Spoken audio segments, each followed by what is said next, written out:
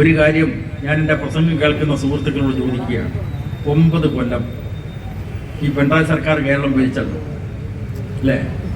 കോൺഗ്രസ് ഇല്ല, ലീഗില്ല, ഇടതുപക്ഷ ജനാധിപത്യ മുന്നണിക്ക് ഭരണം 9 കൊല്ലം ഭരിക്കുന്നു. നമ്മുടെ രാജ്യത്തിലെ പലയിടത്തുള്ള അനുഭവം എന്താണ്? പലയിടത്തും നിങ്ങൾ നോക്കൂ, ഉത്തരേന്ത്യയിൽ പലയിടത്തും അവിടെ വർഗീയമായിട്ടുള്ള സംഘർഷങ്ങൾ, മുസ്ലിം ന്യൂനപക്ഷങ്ങളെ വേട്ടയാടുന്നു. മുസ്ലിമാണെന്നുള്ള പേര് പറഞ്ഞിട്ട് ആളെ കശാപ്പ് ചെയ്തിട്ടുള്ള എത്രയെത്ര സംഭവങ്ങൾ. ക്രിസ്ത്യാനികൾക്കെതിരായിട്ടുള്ള ആക്രമണങ്ങൾ, ന്യൂനപക്ഷങ്ങൾക്കെതിരായിട്ടുള്ള വർഗീയ ശക്തികളുടെ ആക്രമണങ്ങൾ ശക്തിപ്പെടുന്ന ഈ കാലത്ത് ഞാനിവിടുത്തെ മറ്റു പാർട്ടികളിൽപ്പെട്ട ആളുകളോട് ചോദിക്കുന്നു, ഈ കേരളത്തിൽ 9 കൊല്ലക്കാലം വർഗീയമായിട്ടുള്ള എന്തെങ്കിലും സംഘർഷം ഉണ്ടായിട്ടുണ്ട്? ഉമ്മൻചാണ്ടിയും കുഞ്ഞാലിക്കുട്ടിയും കെട്ടിപ്പിടിച്ച് ഭരിച്ചിട്ടുള്ളൊരു കാലം ഈ ഇവിടെ ഉണ്ടായിരുന്നുണ്ട്. നിങ്ങളൊന്ന് ഓർത്ത് നോക്കുക. കാസർഗോഡ്, അങ്ങനെ ഇങ്ങോട്ട് എടുക്കാമോ? കാസർഗോഡ്, ആ കാസർഗോഡ് എത്ര കൊലപാതകമാണ് UDF ഭരണകാലത്തുണ്ടായത്? കത്തിക്കുത്ത്, മരണം, വെടിവെപ്പ്. കാസർഗോഡ് ജില്ലയുടെ ചരിത്രം അതാണ്. ഉണ്ടോ കാസർഗോഡ് ജില്ലയിൽ ഇപ്പോൾ? അല്ലേ?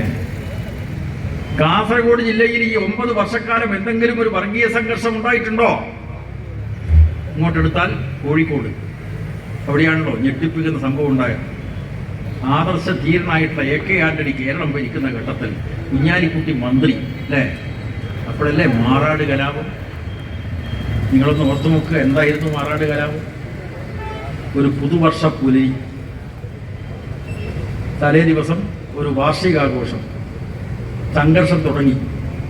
രാത്രി രണ്ടും 2 ഹിന്ദുക്കൾ 2 മുസൽമാന്മാർ, കുറച്ച് ഒരാൾ കൂടി അല്ലേ, ഒരു ഗോൾ കൂടി 5 പേരെ കൊലപ്പെടുത്തി. ഒരു പുതുവർഷ പുലരിയുടെ ഭാഗമായി. ഇവിടെ ഒരു ടാവട്ടം കടപ്പുറത്ത് അല്ലേ? അതിന് പ്രതികാരം ചെയ്യാൻ ഒരുപെട്ടു ചില കൂട്ടർ. കടപ്പുറത്ത് കാറ്റുപുള്ള ഇരിക്കുകയായിരുന്ന യുവാക്കളെ ആക്രമിച്ചു, കൊലപ്പെടുത്തി. എത്രയാളെ കൊല്ലപ്പെട്ടത്? 9. നിങ്ങൾ ആലോചിച്ച് നോക്കുക. ഒരു ചെറിയ പ്രദേശത്ത് 5 കൂട്ടണം 9, 14 പേർ അല്ലേ? ആരാ ഭരിച്ചത്? കോൺഗ്രസും ലീഗും. ഉണ്ടോ ഇപ്പോൾ? ഇവിടെ RSS ഇല്ലാഞ്ഞിട്ടാണോ? ഇവിടെ SDPIക്കാരും പോപ്പുലർ ഫ്രണ്ട് ഇപ്പൊ നിരോധിക്കപ്പെട്ടിട്ടുണ്ടെങ്കിലും അവരില്ലാഞ്ഞിട്ടാണോ? എന്തേ നടക്കാത്തത്?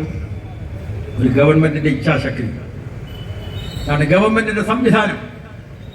വർഗീയ ശക്തികൾ നിങ്ങൾക്ക് ആശയപ്രചരണം നടത്താം, പക്ഷേ അതിനപ്പുറം ആ ആശയപ്രചരണത്തെ എതിരിടാൻ മതനിരപേക്ഷ പ്രസ്ഥാനങ്ങളുണ്ട്.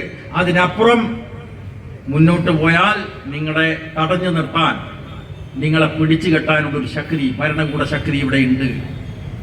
ഞാൻ ചോദിക്കുകയാണ് ഇവിടുത്തെ കോൺഗ്രസ് സുഹൃത്തുക്കളോട്, ലീഗ് സുഹൃത്തുക്കളോട് ചോദിക്കുകയാണ്, ഉണ്ടോ വർഗീയമായിട്ടുള്ള സംഘർഷം? അല്ലേ? സമാധാനത്തോടു കൂടി കഴിയാൻ പറ്റുന്ന ഒരു സാഹചര്യം.